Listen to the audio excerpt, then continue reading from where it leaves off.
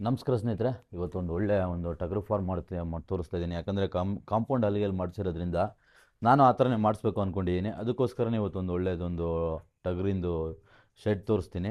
ಮುಂಚೆ ತೋರಿಸಿದ್ದೆ, ಬಟ್ ಇಷ್ಟು ಕ್ಲಿಯರಾಗಿ ತೋರಿಸಿಲ್ಲ ಅನ್ಕೊತೀನಿ.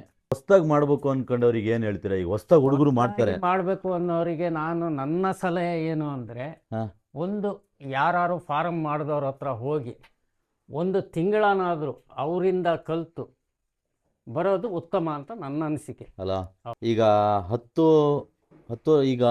ಲಕ್ಷ ಹಾಕ್ಬಿಟ್ರು, ನಿಮ್ಮ ಲೆಕ್ಕ 10 ಲಕ್ಷ ತೆಗಿಬೋದಾ? ಎಕ್ಸ್ಪೀರಿಯನ್ಸ್ ಇಲ್ಲದೆ ಆಗದೇ ಇಲ್ಲ, ಸಾಧ್ಯನೇ ಇಲ್ಲ. ದುಡ್ಡು ಖಾಲಿ ಮಾಡ್ಕೊ ಹೋಗೋದೇ ಖಾಲಿ ಮಾಡ್ಕೊಂಡು ಶೆಡ್ ಬಂದ್ ಮಾಡಿ ಬೀಗ ಹಾಕಿ ಲಾಕ್ ಮಾಡ್ಕೊಂಡು ಹೋಗಲಿಕ್ಕೆ ಅಲ್ಲ. ಹೌದು, ಎಕ್ಸ್ಪೀರಿಯನ್ಸ್ ಪಡೀಲೇಬೇಕು. ಇಲ್ಲಾಂದ್ರೆ ಕಡಿಮೆ ಪ್ರಮಾಣದಿಂದ ಈ ಅಡಿಕೆ ದೆಪ್ಪೆ ರೀಫರ್ ಅಲ್ಲಿ ಸ್ಟಾರ್ಟ್ ಮಾಡಿ, ಇಲ್ಲ 2ರಿಂದ ಸ್ಟಾರ್ಟ್ ಮಾಡಿ. ಈ ಒಂದು ಇದರಲ್ಲಿ 2ರಿಂದನೇ ಸ್ಟಾರ್ಟ್ ಮಾಡಿ, 5ರಿಂದ ಇಲ್ಲ 10ರಿಂದ ಸ್ಟಾರ್ಟ್ ಮಾಡಿ, 10ರಿಂದ 500 ಮಾಡಿ. ಎಕ್ಸ್ಪೀರಿಯನ್ಸ್ ಬರುತ್ತೆ. ಮತ್ತೆ ನಮ್ಮ ಮಲೆನಾಡಲ್ಲಿ ಕುರಿ ಬೆಳವಣಿಗೆ ಬರಲ್ಲ, ಹಂಗೆ ಹಿಂಗೆ ಅಂತ ಹೇಳ್ತಾರೆ. ನನ್ನ ಎಕ್ಸ್ಪೀರಿಯನ್ಸ್ ಪ್ರಕಾರ, ನನ್ನ ಈ 10 ವರ್ಷದ ಎಕ್ಸ್ಪೀರಿಯನ್ಸ್ ಪ್ರಕಾರ, ಅಲ್ಲಿ ಬಯಲುಸೀಮೆ ಮೇವಿಗೂ ಮಲೆನಾಡ ಮೇವಿಗೂ ಬಹಳ ವ್ಯತ್ಯಾಸ. ಅಂದ್ರೆ ಫೀಡ್ ತಂದು ಅದನ್ನೇ ಮೇಂಟೈನ್ ಮಾಡಿದ್ರೆ ಬರುತ್ತೆ. ಮಾಡೋದ್ರೆ 80% ರಿಸಲ್ಟ್ ತೆಗಿಬಹುದು. 100 ತೆಗಿಯಲಿಕ್ಕೆ ಆಗಲ್ಲ, 80% ಅಂದ್ರೆ ವಾತಾವರಣಕ್ಕೆ ಸೆಟ್ ಆಗ್ತವೆ, ಏನ್ ತೊಂದರೆ ಇಲ್ಲ. 90 ಕೆಜಿ ಲೈವ್ ವೇಟ್ ಬರೋ ಕುರಿ ಬಯಲುಸೀಮೆಯಲ್ಲಿ ಇಲ್ಲಿ ಒಂದು 75ರಿಂದ 80 ಕೆಜಿ ತೆಗಿಬಹುದು. ಮತ್ತೆ ಮಳೆಯಿಂದ ಆ ತೊಂದರೆ, ಈಗ ಮಳೆಯಿಂದ ಆ ತೊಂದರೆ ಈ ತೊಂದರೆ ಏನು ಬರಲ್ಲ ತಾನೆ. ಮಾಮೂಲಿ ಈಗ ಸಣ್ಣ ಪುಟ್ಟ, ಈಗ ಮನುಷ್ಯರಿಗೂ ಥಂಡಿ ಜ್ವರ ಆ ಕ್ಲೈಮೇಟಿಗೆ ಹೇಗಿದೆ ಹಾಗೆ ಬರುತ್ತೆ. ಈಗ ಬೇಸಿಗೆಯಲ್ಲಿ ಸೆಕೆ, ಇದು ಹೈ ಟೆಂಪ್ರೇಚರ್, ಮಳೆಗಾಲದಲ್ಲಿ ಕೋಲ್ಡು, ಈಗ ಥಂಡಿ ಕೆಮ್ಮು ಜ್ವರ ಇವು ಬಂದೇ ಬರುತ್ತೆ. ಮನುಷ್ಯರಿಗೆ ಯಾವ ರೀತಿನೋ ಅದಕ್ಕೂ ಅದೇ ರೀತಿ, ಅದು ಒಂದು ಜೀವ. ಮತ್ತೆ ಮಂಜಣ್ಣ, ಈಗ ಸಣ್ಣ ಮರಿ ಸಾಕೋದು ಬೆಸ್ಟಾ, ಇಲ್ಲ ಒಂದು 2 ಹಲ್ಲಿನ ಮರಿ ದೊಡ್ಡವು ತಂದು ಸಾಕೋದು ಬೆಸ್ಟಾ, ಇಲ್ಲ ಯಾವ ತರ ಹೊಸದಾಗಿ ಸಾಕೋರು? ಅವರವರ ಮೈಂಡ್ ಸೆಟ್, ಮೈಂಡ್ ಸೆಟ್ ಯಾವ ರೀತಿ ಇದೆ, ಕೆಪಾಸಿಟಿ ಹೇಗಿದೆ ಹಾಗೆ. ನೀವು 6 ತಿಂಗಳಿಗೆ ಬ್ಯಾಚ್ ಮಾಡ್ತಿರೋ, 3 ತಿಂಗಳಿಗೆ ಬ್ಯಾಚ್ ಮಾಡ್ತಿರೋ, ವರ್ಷದ ಬ್ಯಾಚ್ ಮಾಡ್ತಿರೋ, ಅವರವರ ವಾತಾವರಣಕ್ಕೆ ಹೇಗೆ ಇದೆ ಅನ್ನೋದು ಅವ್ರ ಮೇಲೆ ಡಿಪೆಂಡ್ ಆಗಿರತ್ತೆ. ಅಂದರೆ ಕುರಿ ಸಾಕಾಣಿಕೆ ಮಾಡೋರ ಮೇಲೆ ಡಿಪೆಂಡ್ ಆಗಿರುತ್ತೆ. ಯಾಕೆ ಈ ಮಾತು ಹೇಳ್ತೀನಿ ಅಂದರೆ, ಕೆಲವರು ಬಕ್ರೀದಿಗೆ ಮಾಡ್ತಾರೆ, ಕೆಲವರು ದೀಪಾವಳಿ, ವರ್ಷದೊಡ್ಕು, ಈ ಥರ ದಸರಾ, ಈ ಥರ ಮದುವೆ, ಬೀಗ್ರೂಟ, ಈ ಥರ ಪ್ರೋಗ್ರಾಮ್ಗಳಿಗೆ ಮಾಡ್ತಾರೆ. ಹಾಗಾಗಿ ನಾನು ಅದ್ರ ಬಗ್ಗೆ ಏನು ಹೇಳಲ್ಲ. ಅವ್ರವ್ರ ಮೈಂಡ್ಸೆಟ್ ಹೇಗಿದೆ, 6 ತಿಂಗಳು ಬ್ಯಾಚ್ ಮಾಡ್ಬೋದು, 3 ತಿಂಗಳು ಬ್ಯಾಚ್ ಮಾಡ್ಬೋದು, ವರ್ಷದ ಬ್ಯಾಚ್ ಮಾಡ್ಬೋದು. ಇದು ಹೇಳ್ರಿ, ಈಗ ಕುರಿ ನನ್ನ ಹತ್ರ 5 ಲಕ್ಷ ರೂಪಾಯಿ ಐತಿ, ಇಲ್ಲ 1 ಲಕ್ಷ ಐತಿ, ಹೊಸ್ದಾಗಿ ಸ್ಟಾರ್ಟ್ ಮಾಡ್ಬೇಕು ನನ್ನ ಕಡೆ ಕಾಲೇಜ್ ಹುಡುಗರು ಮತ್ತೊಂದು. ಅವ್ರೇನು ಅನ್ಕೊಂತಾರೆ, 1 ಲಕ್ಷ ರೂಪಾಯಿ ಐತಿ ನನ್ನ ಹತ್ರ, ಕುರಿ ತಂದ್ಬಿಡೋಣ. ಕುರಿ ಒಂದೇ ಅಲ್ಲ, ಫುಡ್ ಮ್ಯಾನೇಜ್ಮೆಂಟ್ ಇರೋದು ಮೇಯ್ನು. ಯಾಕಂದ್ರೆ ಇದು ಒಂದೇ ಸಲ ದುಡ್ಡು ಬರೋದಲ್ಲ, ಅಂದ್ರೆ ತಿಂಗಳ ಬರೋದಲ್ಲ ಇದು. ಅದಕ್ಕೆ ಯಾವ ತರ ವ್ಯವಸ್ಥೆ ಮಾಡ್ಕೊಬೇಕು? ಅದಕ್ಕೆ ಏನು ಮಾಡ್ಬೇಕು ಅಂದ್ರೆ, ಒಂದು 50,000 ರೂಪಾಯಿ ಎಕ್ಸ್ಟ್ರಾ ಇಟ್ಟು, ಎಕ್ಸ್ಟ್ರಾ ಒಂದು 50,000 ರೂಪಾಯಿ ಒಳಗೆ ಮರಿ ಹಾಕ್ಲಿ, ಅವಾಗ ಎಕ್ಸ್ಪೀರಿಯನ್ಸ್ ಆಗುತ್ತೆ. ಜೊತೆಗೆ ಇದ್ರದ್ದು ಕಲಿಕೆನೂ ಆಗುತ್ತೆ, ಜೊತೆಗೆ ಅವ್ರದ್ದು ಫೀಡ್ ಮ್ಯಾನೇಜ್ಮೆಂಟು ಹೇಗೆ, ಏನು ಕಾಯಿಲೆ ಕಸಾಲೆ ಎಲ್ಲ ಗೊತ್ತಾಗುತ್ತೆ. ಈಗ ಒಂದೇ ಸಲ ಮರಿ ತಂದ್ಕೊಂಡ್ಬಿಟ್ರೆ 1 ವರ್ಷದ ತನಕ ಫುಡ್ ಮೇಂಟೈನ್ ಮಾಡಕ್ ಆಗದೇ ಇಲ್ಲ. ಈಗ ಯಾಕಂದ್ರೆ ಸಣ್ಣ ಪುಟ್ಟವರು, ನಮ್ಮ ಬಡವ್ರ ಹತ್ರ ಅಂತೂ ಆಗಲ್ಲ. ಯಾಕಂದ್ರೆ ಸೈಲೇಜ್ ಖಾಲಿ ಆಗುತ್ತೆ, ಫುಡ್ ಖಾಲಿ ಆಗುತ್ತೆ, ಯಾವ್ದು 1,000 ರೂಪಾಯಿ ಕೆಳಗಂತೂ ಇಲ್ಲ. ಅದ್ರ ಬಗ್ಗೆ ಏನಂತೀರಿ ಮಂಜಣ್ಣ? ಅದ್ರ ಬಗ್ಗೆ ನನ್ನ ಹತ್ರ ಇರೋದು ಒಂದೇ ಸಜೆಷನ್, ಇರೋ ಬಜೆಟ್ ಅಲ್ಲಿ ಸಣ್ಣದಾಗಿ ಮೇಂಟೈನ್ ಮಾಡಿ ಒಂದೊಂದೇ ಮೆಟ್ಲು ಬನ್ನಿ, ಅಷ್ಟೇ. ಒಂದೊಂದೇ ಮೆಟ್ಲು ಹತ್ತುತ್ತಾ ಬನ್ನಿ. ಒಂದೇ ಸಲ ನಾನು ಮೇಲೆ ಹೋಗ್ತೀನಿ ಅನ್ನೋದು ಸುಳ್ಳು. ಕರೆಕ್ಟ್.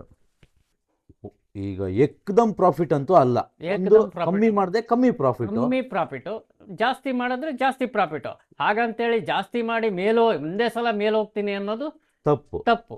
ನಾರ್ಮಲ್ ಆಗಿ ಒಂದೊಂದೇ ಮೆಟ್ಲನ್ನ ಹತ್ಕಂತ ಬನ್ನಿ, ಎಕ್ಸ್ಪೀರಿಯನ್ಸ್ ಆಗುತ್ತೆ, ಒಂದು ನಿಮ್ಮ ಬಿಸ್ನೆಸ್ ಬೆಳವಣಿಗೆ ಆಗುತ್ತೆ. ಕರೆಕ್ಟ್. ಸ್ಟೆಪ್ ಬೈ ಸ್ಟೆಪ್ ಎಲ್ಲದನ್ನು ಕಲಿಯಕ್ಕೆ ಒಂದು ಈಸಿ ಆಗುತ್ತೆ. ಕರೆಕ್ಟ್. ಕ್ಲೀನಾಗಿ ಒಂದು ಶೆಡ್ ಮಾಡ್ಕೊಂಡು, ಕ್ಲೀನಾಗಿ ಒಂದು ವ್ಯವಸ್ಥೆ ಮಾಡ್ಕೊಂಡ್ರೆ ಒಬ್ಬ ಕಾಲೇಜ್ ಹುಡುಗನು ಒಂದು 10 ಮರಿ ಆರಾಮ್ಸೆ ಮೇಂಟೈನ್ ಮಾಡ್ಬೋದು. 5 ಮರಿ ಕ್ಲೀನಾಗಿ ಮಾಡ್ಕೊಂಡು ಹೋಗ್ಬೋದು. ಅಂದ್ರೆ ಮಧ್ಯಾಹ್ನ 4 ಗಂಟೆಗೆ ಬಂದು ಮೇವು ಹಾಕೊಂಡು, ನೈಟ್ ಮೇವು ಹಾಕೊಂಡು, ಬೆಳಿಗ್ಗೆ ಕಾಲೇಜ್ ಹೋಗೋರೊಳಗೆ ಮೇವು ಹಾಕೊಂಡು ಹೋಗ್ಬಿಟ್ರೆ ಸಾಕು. ಅವ್ರವ್ರ ಫೀಡಿಂಗ್ ಮ್ಯಾನೇಜ್ಮೆಂಟ್ ಮೇಲೆ ಹೋಗುತ್ತೆ. 2 ಸಲ ಫೀಡ್ ಮಾಡ್ಬೋದು, 3 ಸಲನೂ ಫೀಡ್ ಮಾಡ್ಬೋದು. ಬೆಳಿಗ್ಗೆ ಒಂದು ಟೈಮು, ಮಧ್ಯಾಹ್ನ ಗ್ಯಾಪು, ಫುಲ್ ರೆಸ್ಟ್. 6 ಗಂಟೆ ಮೇಲೆ ಫೀಡು ಫುಡ್ಡು, 8:30 9 ಗಂಟೆ ಮೇಲೆ ಫುಡ್ಡು, ಈ ಟೈಪಲ್ಲೂ ಮಾಡ್ಬೋದು. ಅವ್ರವ್ರ ಒಂದು ಅನುಕೂಲಕ್ಕೆ ತಕ್ಕನಾಗಿ ಮಾಡ್ಕೊಂಡು ಬರ್ಬೇಕು. ಈ ಟೋಟಲ್ ಶೆಡ್ಡಿಗೆ ಎಷ್ಟು ಆಗಿತ್ತು ಮಂಜಣ್ಣ ಖರ್ಚು? ಇದು ಟೋಟಲ್ ಶೆಡ್ ಒಟ್ಟು ಟೋಟಲಿ ಒಂದು 3.5 ಲಕ್ಷ ಆಗಿದೆ. 3.5 ಲಕ್ಷ ಅಲ್ಲ? 3.5 ಲಕ್ಷ. ಅಂದ್ರೆ ಈಗ ನಾವೇ ಇದನ್ನ ಇನ್ನೂ ಸ್ವಲ್ಪ ಐಡಿಯಾ ಐಡಿಯಾ ಬಳಸಿ ಮಾಡಿದ್ರೆ ಇನ್ನೂ ಒಂದು 25,000 - 50,000 ರೂಪಾಯಿ ಇದು ಉಳಿಸ್ಬೋದು. ಟೋಟಲ್ ಎಷ್ಟು ಮರಿ ಹಿಡ್ಸತ್ ಮಂಜಣ್ಣ ಇದರಲ್ಲಿ? ಇದ್ರಲ್ಲಿ ಟೋಟಲ್ ಒಟ್ಟು ಬ್ಯಾಚ್ ಬೈ ಬ್ಯಾಚ್ ಮಾಡಿದ್ರೆ ಒಂದು 60 ಮರಿ ಹಿಡಿಸ್ಬೋದು. 25 3 ಬ್ಯಾಚ್ ಮಾಡ್ಬೋದು. 25 ಮೂರು 3 ಬ್ಯಾಚ್ ಮಾಡ್ಬೋದು. ಎಕ್ಸ್ಪೀರಿಯನ್ಸ್ ಆಗಕ್ಕಿಂತ ಎಕ್ಸ್ಪೀರಿಯನ್ಸ್ ಸ್ವಲ್ಪ ಸಣ್ಣ ಪ್ರಮಾಣದಲ್ಲಿ ಶೆಡ್ ಮಾಡ್ಕೊಬೇಕು. ಆಮೇಲೆ ನೀವು ಹೈಟೆಕ್ಕಿಗೆ ಹೋಗ್ಬೇಕು. ಹೈಟೆಕ್ಕಿಗೆ ಹೋಗಿ ಫಸ್ಟಿಗೆ ಹೈಟೆಕ್ಕಿಗೆ ಹೋದ್ರೆ ನಾವು ಇನ್ವೆಸ್ಟ್ಮೆಂಟ್ ಇನ್ವೆಸ್ಟ್ಮೆಂಟ್ ಲಾಸ್ ಜಾಸ್ತಿ ಆಗ್ಬಿಡುತ್ತೆ. ಜಾಸ್ತಿನೂ ಆಗುತ್ತೆ, ಮತ್ತೆ ಎಕ್ಸ್ಪೀರಿಯನ್ಸ್ ಇರಲ್ಲ. ಯಾವುದೇ ಕಾರಣಕ್ಕೂ ಮುಂದುವರಿಬೇಡಿ, ಇದು ಲಾಸ್ ಆಗುತ್ತೆ. ಕರೆಕ್ಟ್.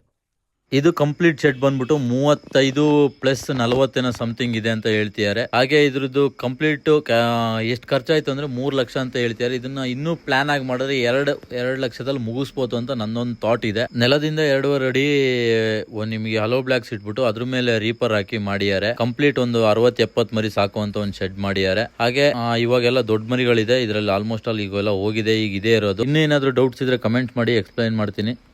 ನಮಸ್ಕಾರ ಸ್ನೇಹಿತರೆ, ಇದು ಪೂರ್ತಿ ಶೆಡ್ಡಿಂದು ನಿಮಗೆ ವಿವರಣೆ ಕೊಡ್ತೀನಿ. ಎಷ್ಟಾಗಿದೆ, ಎಷ್ಟು ಏನು ಎತ್ತ ಅಂತ. ಇದು ಪೂರ್ತಿ ರೀಪರಲ್ಲಿ ಮಾಡಿದ್ದಾರೆ, ಕಾಂಪೌಂಡ್ ಶೀಟ್ ಹಾಕಿದ್ದಾರೆ, ಪೂರ್ತಿ ಮೇಲ್ಗಡೆ ಸಿಮೆಂಟಿನ ಶೀಟಲ್ಲಿ ಮಾಡ್ಕೊಂಡಿದ್ದಾರೆ. ನೋಡ್ಬೋದು ನೀವು. ಈಗ ಒಂದು ಬ್ಯಾಚ್ ಕೊಟ್ಟಿದ್ದಾರೆ, ಸ್ವಲ್ಪ ಮರಿಗಳಿದೆ ಇಲ್ಲಿ ಅಷ್ಟೇ ಇವಾಗ. ಮಂಜಣ್ಣ, ಈಗ ನೀವು ಎಷ್ಟು ವರ್ಷದಿಂದ ಸಾಕ್ತಾ ಇರೋದು ಹೇಳ್ರಿ? ನಮ್ಮ ಅನುಭವದಲ್ಲಿ 8 ರಿಂದ 10 ವರ್ಷ ಅನುಭವ. 8 ರಿಂದ 10 ವರ್ಷ. ಓಕೆ, ಇದ್ರದ್ದು ಕಂಪ್ಲೀಟ್ ವಿಡಿಯೋ ತೋರಿಸ್ತೀನಿ. ಹಾಗೆ ಸಬ್ಸ್ಕ್ರೈಬ್ ಮಾಡ್ಕೊಳ್ಳಿ. ಪುಟ್ಟ ರೈತಂದು ಒಂದು ಅಕೌಂಟ್ನ ಸಬ್ಸ್ಕ್ರೈಬ್ ಮಾಡ್ಕೊಳ್ಳಿ. ಒಳ್ಳೆಯದಾಗಲಿ. ನೆಕ್ಸ್ಟ್ ವಿಡಿಯೋದಲ್ಲಿ ಸಿಗ್ತೀನಿ. Thank you.